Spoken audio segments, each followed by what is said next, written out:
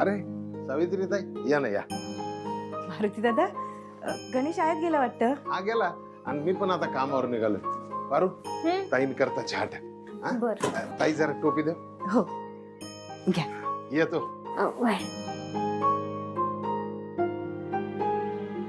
सावित्री आत्या, पूजेची समधी तयारी करून ठेवली मी, पण पूजा कशी करायची नाही माहिती मला.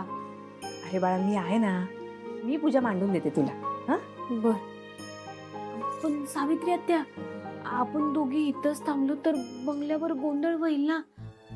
नाही म्हणजे आपल्याला शोधत इकडं कुणी आलं तर त्यापेक्षा ना आपण एक काम करूया. तुम्ही इथंच थांबून पूजा मांडा, तोपर्यंत मी बंगल्यावर जाऊन थांबते. आणि तुम्ही पूजा मांडून झाल्यावर तिथं आलात की मी गपचूप इथे येऊन पूजा उरकून घेईन. बर. समजा सामान आतमध्ये ठेवले बघा, मी आलेच.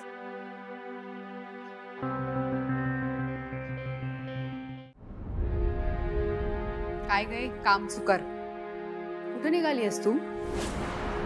बाहेर सगळे ब्रेकफास्टची वाट बघतायत आणि तुझं काय चाललंय इथे टाइमपास? एक तू आणि दुसरी ती सावित्री काम चुकार. तुम्हा दोघींना ना या घरातून हकलून द्यायला पाहिजे, कळलं ना? अगं काय, कुठे चाललीयस? दामिनी मॅडम, तुम्हाला काही हवंय का? म्हणजे तुम्ही मला सांगा ना, मी करते. आज ना माझ्यासाठी साबुदाण्याचे वडे कर आणि दही वडे पण कर. खरं तर मला शिरा खाऊ वाटतोय आणि खव्याची पोळी सुद्धा. हां, हे सगळं बनव. सोबत ज्यूस दे आणि ब्लॅक कॉफी आणि थोडंसं सॅलड पण चालेल. पटकन बनव सगळं. हां, आणि हां पारू, हे सगळं बनवेपर्यंत या किचनमधून अजिबात हलायचं नाही. लाग कामाला.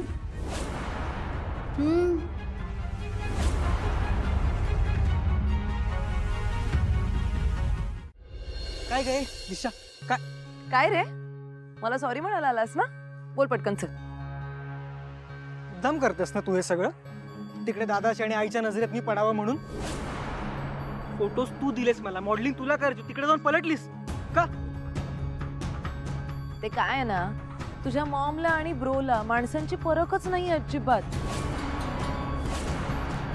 ते काय म्हणतात, हा गाढवाला गुळाची चव काय. दिशा, का उगाच स्वतःला गाढव म्हणून त्या गाढवाचा अपमान करते? ए, मी स्वतःला नाही बोलते गाढव. गाढव तर तू आहेस, खूप मोठा गाढव आहेस. आणि त्यांनी जर तिकडे माझे फोटो सिलेक्ट केले असते तर मी केलंही असतं मॉडेलिंग. पण माझ्या फोटोजकडे बघून ते सगळेजण हसले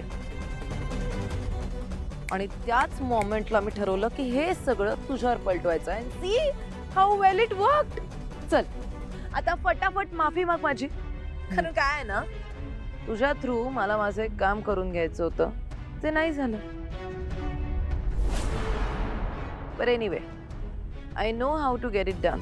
चल बोल पटकन चल. निघ चल.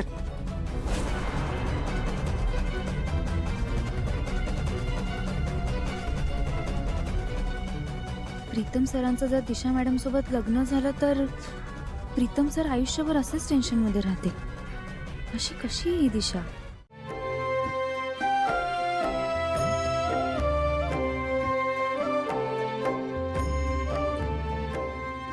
अरे देवा, सावित्री आत्यानंतर पूजा मांडली, पण पूजा करायची कशी?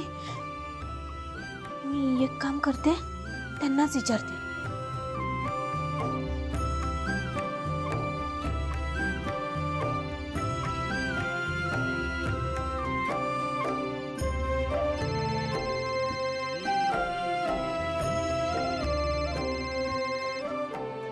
पारू, काय गे, आत्ताच गेली आहे ना ती बाहेर, मग लगेच काय फोन करते? मार्केटमध्ये जाऊन साधी ब्रोकली नाही घेता येते तिला? नाही, आता ना हा फोन तू नाहीच उचलायचा. बघू तिचं डोकं काय चालतंय.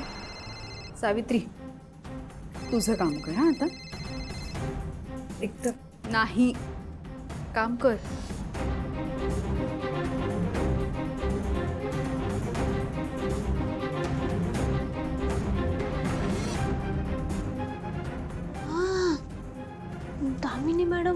कदाचित अजून सुद्धा तिथंच असतील स्वयंपाकघरात, म्हणून त्यांना फोन उचलता येत नसेल. तेव्हा काय करू मी, मला काय बी कळेना झालंय. सो मॅम, कसं वाटलं तुम्हाला प्लॅनिंग? एकदा का तुमचं अप्रुव्हल मिळालं की मी लगेच कामाला लागते. प्रिया, आदित्यने तुला ह्या प्रोजेक्टवर अपॉइंट करून खरंच उत्तम काम केलेलं आहे. I am very impressed. लागा कामाला. प्रिया मॅडम, बरोबर, प्रिया मॅडमनाच विचारते. त्या बी गावाकडच्या आहेत ना, त्यांना समजा माहित असेल.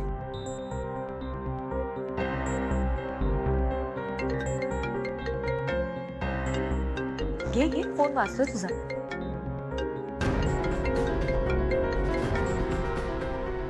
हा बोल पारू. प्रिया मॅडम, तुम्हाला मंगळागौरीची पूजा कशी करायची माहित आहे का हो? पारू, अगं मंगळागौर कोणाची करायची? आणि मुळात तू काय सगळं विचारतेस? पारू मंगळागौरीची पूजा घालते. दे इकडे जरा फोन.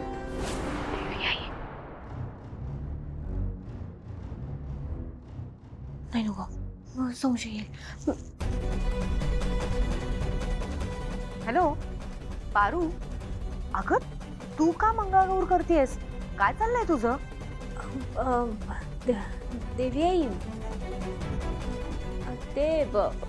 ते माझ्या मैत्रिणीची मंगळागौर आहे, तिला पूजा करायची आहे.